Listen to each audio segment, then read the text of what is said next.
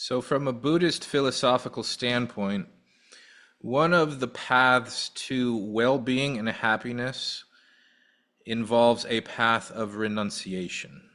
Renunciation in the sense of letting go of things. To quote one Buddhist teacher, famous Buddhist teacher, Ajahn Chah, he said, if you let go a little, you'll have a little bit of peace. If you let go a lot, you'll have a lot of peace. And if you let go completely, you'll have complete peace. Your struggles with the world will have come to an end. So, in many ways, the Buddhist path is a path of letting go. It's a path of less, doing less, thinking less, definitely, being less of, less invested in propping up your fragile sense of ego, having a less full, busy life of scheduling so you can have time for spiritual practice, for contemplative practice, for um, pondering what is beyond a bank account and status and all that superficial stuff. To the Buddhist path is a path of less. And the framework there is that less is more happiness, less is more well-being. And I think this is an interesting framework because it really challenged a framework that I grew up with. I grew up in maybe the most hyper-capitalist society in the world, in America. And the American dream is almost counter to that notion, that implicit to the capitalist framework. It's that the path to happiness is more. It's more experiences. It's more degrees. I'm guilty of this. It's more travel, it's more busyness, it's more doing, it's more self, more propping up the ego. Look how cool I am. It is more of everything, as the hardware store slogan goes. So these two worldviews, these two ideologies are almost counter to each other. And that's what I'm going to talk about today. How maybe that what we're exposed to on a daily basis via social media and the advertising industry and just being present in these capitalist societies, what we're being fed all day long is maybe counter to our real purpose on the planet if you're interested in not being miserable, and that is the path of renunciation. And I'm gonna check this out from various lenses, including a neuroscience lens, a Western psychological lens, and a Buddhist lens. So stay tuned. One can think about Buddhism as an addiction model as well. Uh, the whole point of Buddhism, I've discussed this in previous talks, is less suffering. Um, Famous sutra from the Buddhist sutras is someone goes to the Buddha and starts asking him all sorts of like esoteric existential questions, like what's the meaning of life? What happens when you die? Do Buddhas get reincarnated? All of these kind of fluffy existential questions. And the Buddha very patiently listened to this seeker and then finally replied, dude, that's not what I teach. That is not what I'm about. I'm about two things: suffering and its end. That's what I'm about. If you're interested in that other stuff, plenty of other spiritual teachers, but that's my shtick: suffering and the end. And so if we frame renunciation as one of the best cures in the Buddhist tool bag for addiction.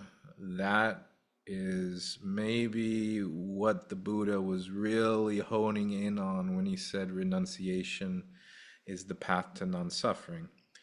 If anyone has ever been in the grip of addiction, and modern day that is probably most, if not all of us, addiction is not just substances, addiction is also behavior. If anyone has ever experienced the hell that is addiction, um, this might make a lot of sense. Addiction, in some ways, is too much. Too much stimuli, too much intensity over time, too much repeated pattern. And one of the finest, in my opinion, researchers on addiction these days is a neuroscientist from, no, not a neuro, I think she's a psychiatrist. Leave in the comments if I'm wrong here. Anna Lemke from Stanford has done a lot of interesting research on addiction through a neuroscience lens. And I'm just going to sprint through her model real quick. And she calls it the dopamine seesaw. So dopamine is a very important neurotransmitter in addiction, and dopamine is key to our motivation. And key to remember here that dopamine is about seeking behavior. It's not about satisfaction, it's about seeking. And so what Anna Lemke has found is that certain behaviors or substances really increase dopamine to a supranormal state. And in many ways, lots of resources these days are getting poured into behaviors and stimuli that secrete dopamine. There's a really gnarly motherfucker, pisses me off, psychologist at Stanford that teaches pretty much how to hack the brain using behaviorism to make people like just push on levers like a rat. And that is a lot of Silicon Valley these days, of creating super normal stimuli that really secretes dopamine in the brain. And what Anna Lemke has found is that here's like baseline dopamine. Like if we haven't been, junk food is another thing that's like engineered to secrete big spikes in dopamine. So if we've haven't been, getting our dopamine spiked, there'll be like a nice like base level of dopamine. However, if we engage in a behavior or a substance that jacks up our dopamine, say junk food or Instagram, there'll be a raise in dopamine above the baseline. And then after that stimuli has passed or that drug has worn off, then dopamine will come back to baseline and even lower. And that's the huge piece. So after a dopamine spike, the baseline dopamine will drop. And so that's the new baseline dopamine. And it drops for a much longer amount of time than it spiked before coming back to baseline. Maybe the most intense example of this is the drug methamphetamine. Methamphetamine will spike dopamine about 1,000%, and then will refract dopamine down below, and then it'll take a long time for it to come back to baseline. And addiction, in a nutshell, is the spiking of dopamine, spiking of dopamine above baseline, and then the baseline level of dopamine dropping, and that is very aversive. It's associated with such states as apathy, the inability to feel pleasure, the inability to get motivated. It's not a very fun state to have dopamine below baseline, so people will re-engage in certain behaviors that will to spike their dopamine or substances so that there'll be a resistance to the baseline and running away from that baseline. So it can be thought of as this. So there's the jacking of dopamine. Dopamine goes below baseline. Here's the new baseline. People don't like that. So they jack up dopamine again, which makes the baseline go lower. Oh, and now I'm down here. And now this, and in addiction, it's called chasing the dragon, running away from the hangover. And that's addiction in a nutshell. The medicine becomes the poison. So whatever you're using to get dopamine above that baseline, that is the new poison, because for a brief amount of time there's relief and then a new level of lower dopamine. And that sucks. It sucks bad. I think most people know that experience. So it can also be thought of as a feedback loop. So there's the low baseline dopamine, a hit of methamphetamine or a hit of Instagram or a hit of donut to run away from that, and then it just loops back around even lower, and the medicine becomes the poison and off to the races.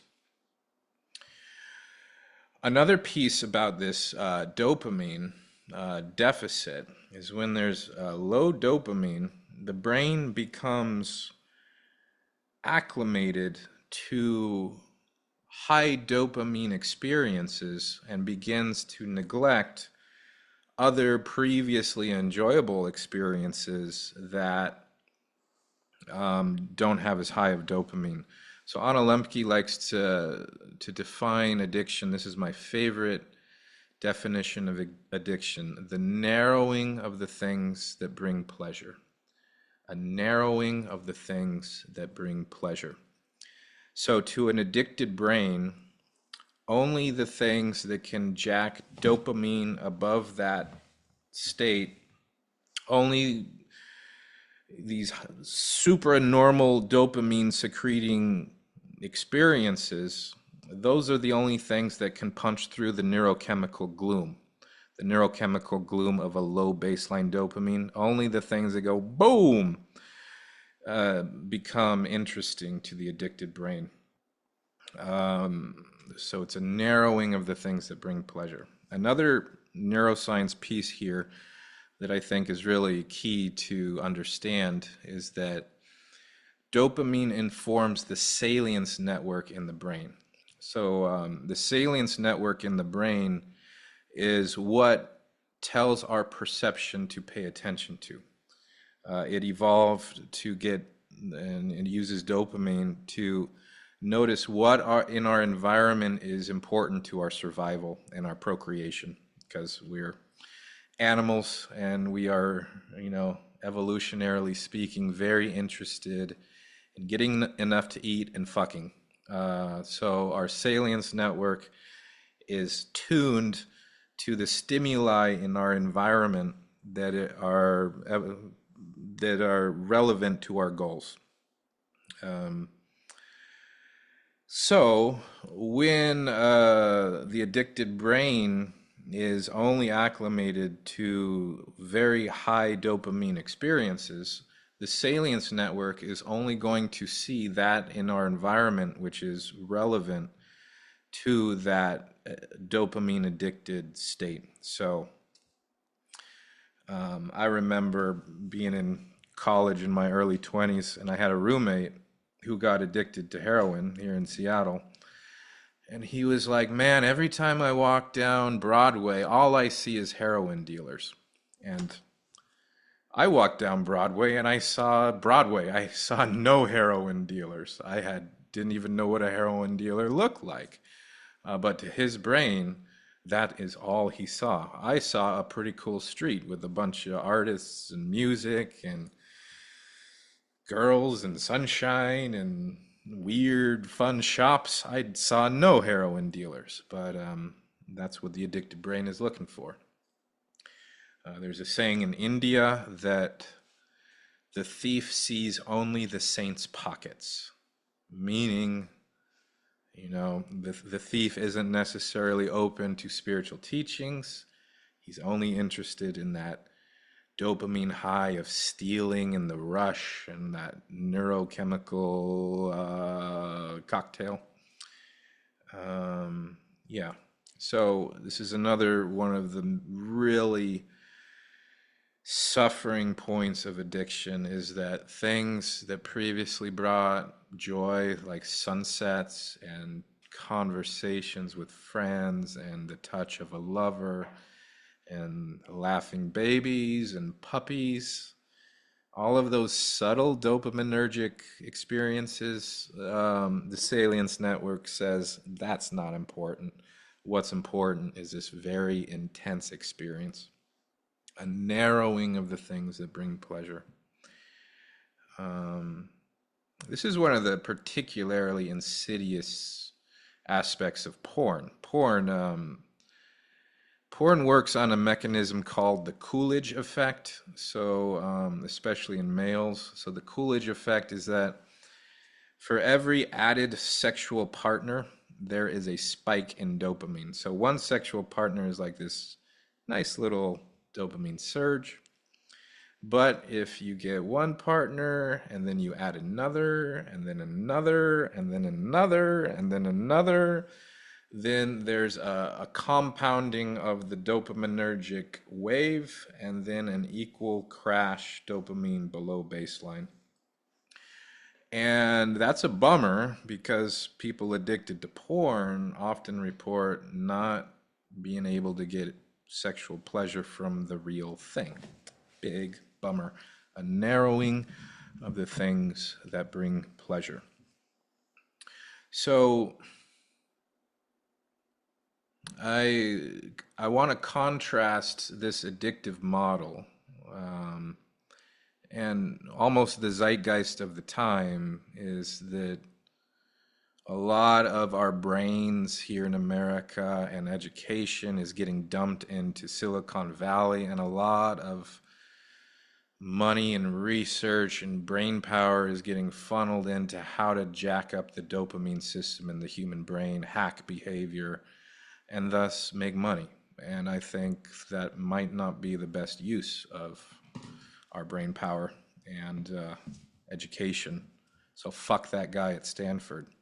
Um, anyways, contrast this to a Buddhist model, and so I started doing Buddhist retreats in my early 20s, and I was my dopamine system was pretty fucked when I found my way to a Buddhist retreat. And I can remember the end of a 3-month silent retreat in my early 20s. Oh man. And I remember just like eating raw broccoli, and it was just like a boom, just like a dopamine fireworks in the brain. I can remember seeing like a girl's shoulder, and previous to this, I had a little porn addiction going. I remember seeing a girl's shoulder and just being like flooded with like, yum. Uh, yeah, a sunset could make you tear up just after 3 months of resetting the dopamine system. And an intensive retreat like that, you make vows about celibacy, and I didn't even read or write for that 3 months. So not a lot of input. Very simple lifestyle, simple food. Nothing was jacking up the dopamine system. So the baseline dopamine just lifted. And so that, there's a quote from Martin Luther, who said that if we could but see a grain of wheat, we would go mad with wonder. So There's lots of terms for this, the extraordinary and the ordinary, the the beauty of the mundane. And this is the Buddhist approach to well-being. It's not pressing the lever. There's the famous rat studies where the rat can press the lever and get a little hit of cocaine or methamphetamine, and that rat will just keep pressing that dopamine lever until and neglect food, other mates. Like the rat could choose mating with a sexy another sexy rat, or eat food or water, and the rat will just keep pressing that dopamine lever until they die. Um, so this is the contrast between these two frameworks. And I'm reminded of in a from an archetypal lens here. This is another way to think of this issue. So from an archetypal lens, the Buddhist lens for or archetype for addiction is a an archetypal land called the land of hungry ghosts. And this is a realm inhabited by beings with pinhole mouths and giant bellies. So they live in this perpetual state of craving and longing because they have these giant bellies with this insatiable hunger and a pinhole mouth that can never get enough to eat. And one need only walk down the street in, say, Pioneer Square in Seattle to walk through the realm of hungry ghosts. Or, see someone scrolling on Instagram, like chasing that next dopamine hit. That is the realm of hungry ghosts. And another book comes to mind, Brave New World by Aldous Huxley, where there's a future dystopia where people have endless access to entertainment and sex. Pay no attention to that thumbs up. And experiences, and they are too busy in their addiction to notice their imprisonment and the tyranny around them. And I think this is maybe a more worrisome dystopian future with the way things are going than, say, I don't know, which the other model for dystopian futures is Orwell's Brave New World, where it's like Big Brother, like a tyranny is controlling everything. I think we don't need that because the tyranny is a hijacked dopamine system, a hijacked reward system, and a salience network. We don't need outside tyranny because we've already got addiction to do that for us. It's an inside job.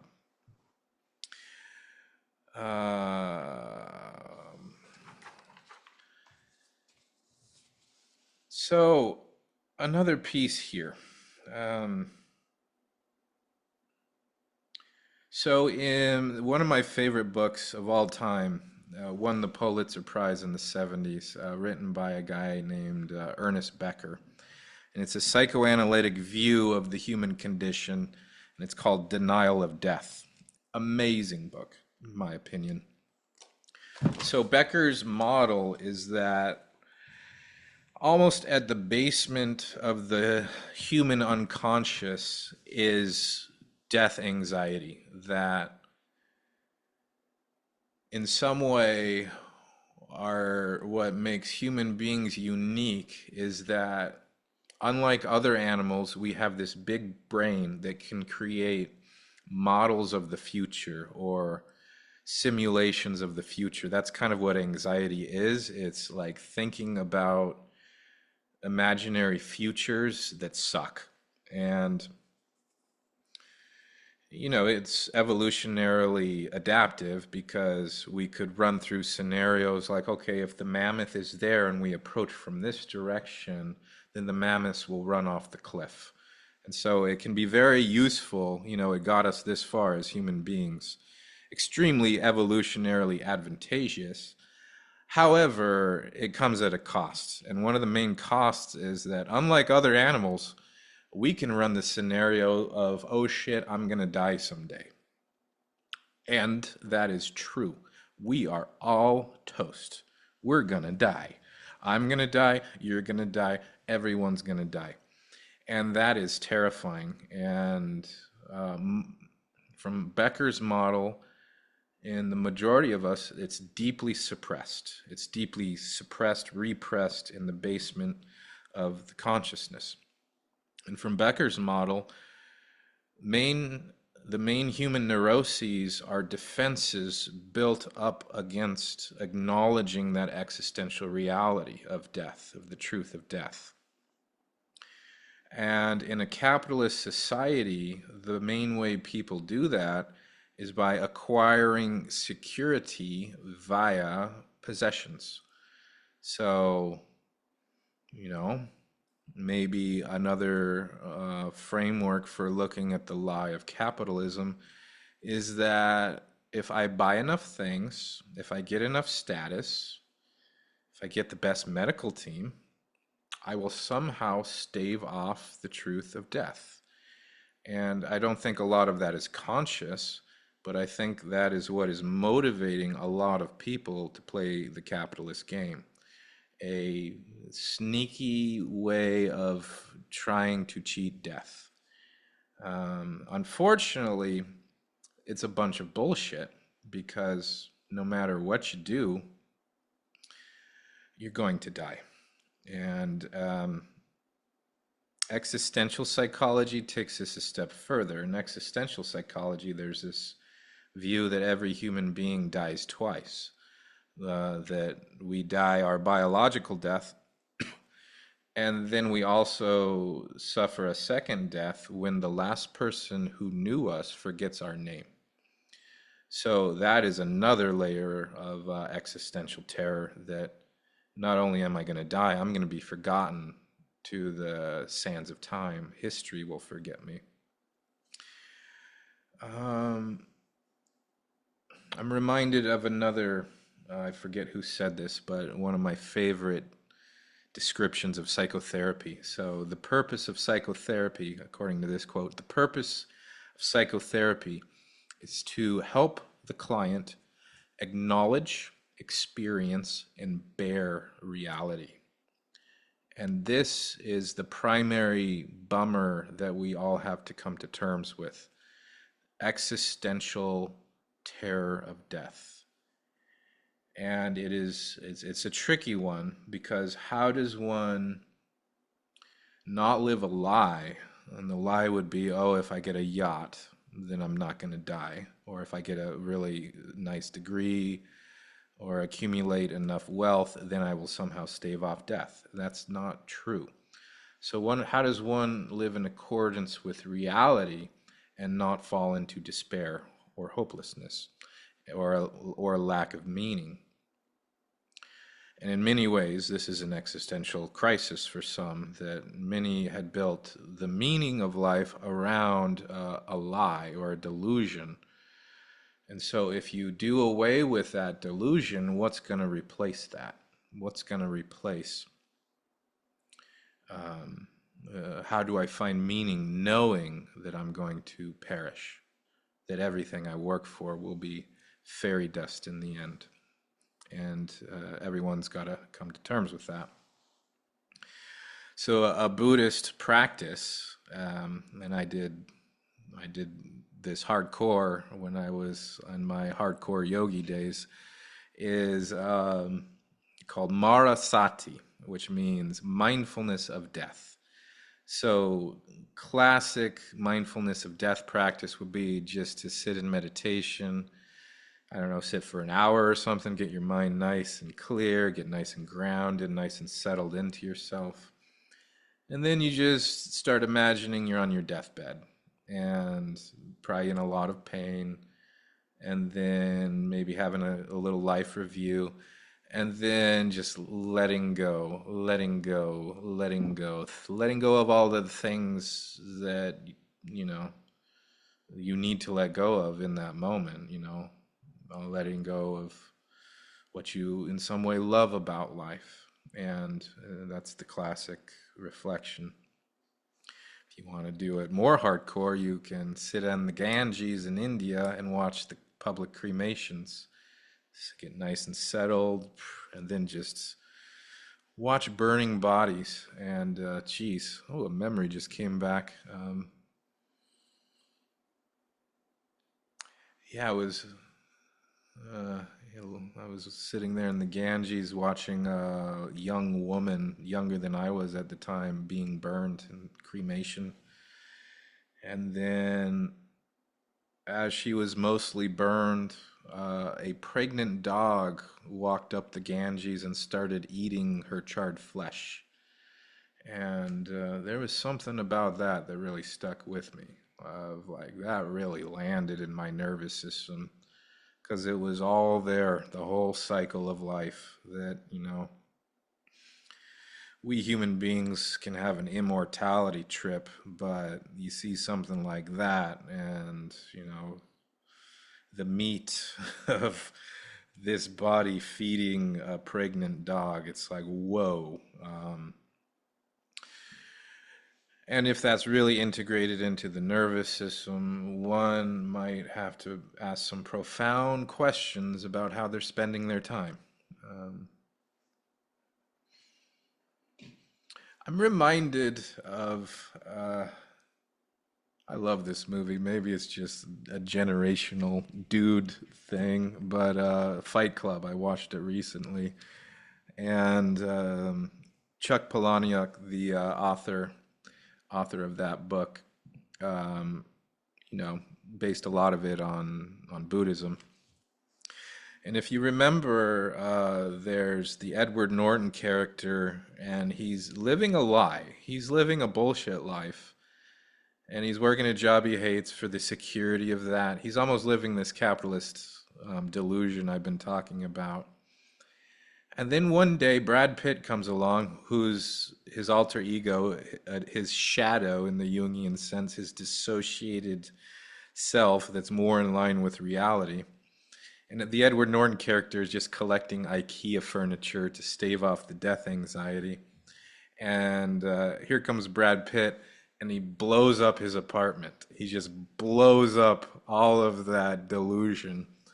And Edward Norton has to reinvent himself around the truth, and moves into a dilapidated house in industrial part of town, and really takes the path of renunciation. That movie might be worth another watch now that you have this Buddhist model. All right, so I have been a lot more to talk about on this theme. So I'm going to hit the pause button here, and I'll be back with another edition of Renunciation as a Path to Happiness and Freedom from Addiction. If you're interested and in the Seattle area, starting Sundays at 8 a.m., I'm going to be teaching a meditation class in Capitol Hill neighborhood of Seattle at a place called Reverie Ballroom, Reverie Yoga. Feel free to check out my website on that. If you found this talk interesting, share it with your friends. Word of mouth referrals, I think, is groovy. And let me know if you have any questions. If you're watching this on Instagram or anywhere else, please leave comments, send me an email. And thank you for your attention. Hope you have a great day. Take care.